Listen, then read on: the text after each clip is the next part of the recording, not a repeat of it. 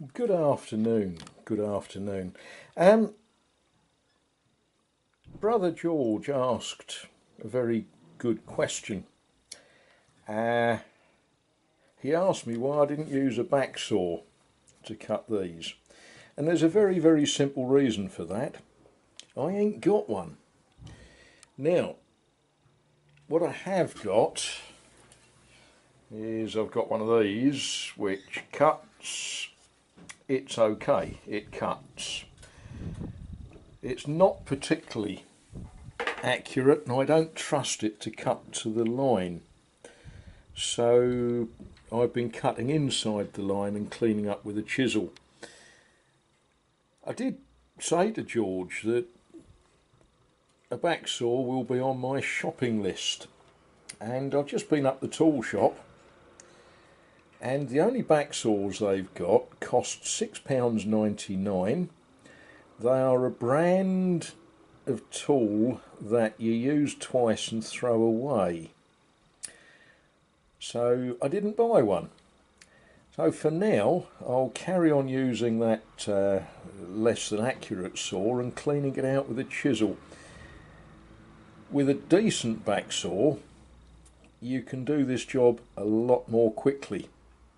You still cut inside the line, you still clean up with a chisel, but you've got a lot less timber to remove. So there we are, that's that. What am I going to do now? What I'm going to do now, I'm going to change the subject somewhat. Let me just sort of rearrange where I'm at. Now, this is a little bit of a shout out. I came across a channel which I think is quite interesting.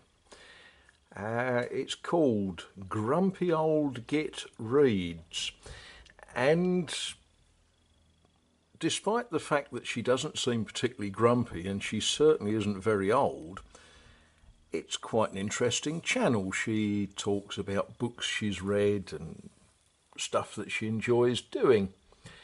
And I thought I would just show you some of the books on my shelf.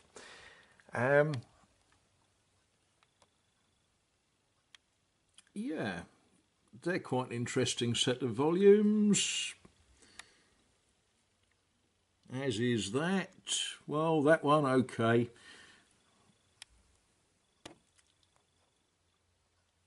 That's quite good.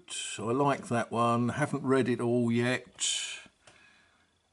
Oh, you'd never guess. I do like railways.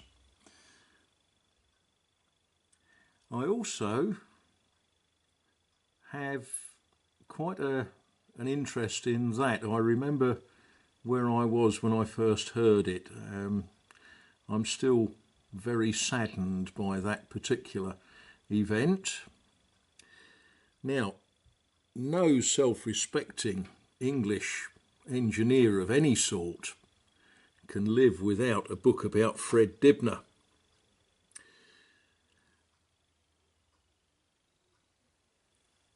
Now, some of these books come from charity shops, some of them come from a specialised bookshop. Now, that's a book that I recommend only to people who like reading theology, who have a lot of time to sit and think and enjoy a bit of a challenge. It ain't fun. Very, very interesting though.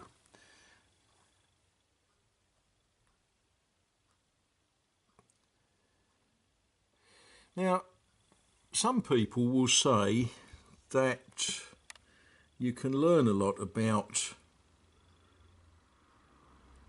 a person by looking at what they've got on their bookshelf.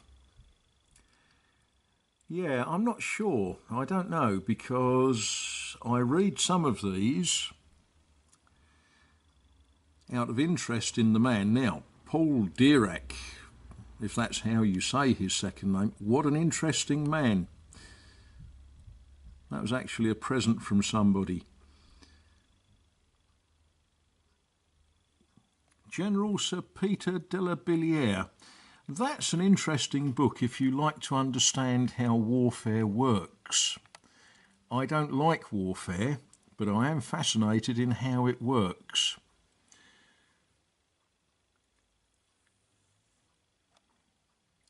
Now that was very kindly sent to me by dear old Cutworm.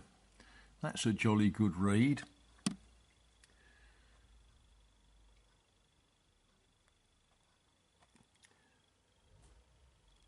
I drink tea with a chap who knew Lenny McLean.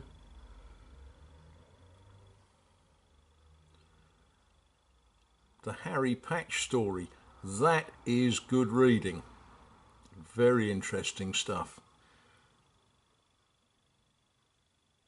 But there we are. I do try to read the things on my bookshelves. I try to. All of these I have read once. Some of them are reference books that I will dip into. Some of them I have them there to read again when time permits. But of course we stick them behind all sorts of other things, don't we? So there we are.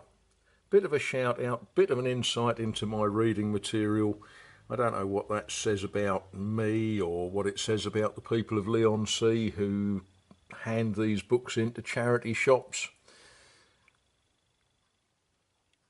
But that's a bit of my book collection.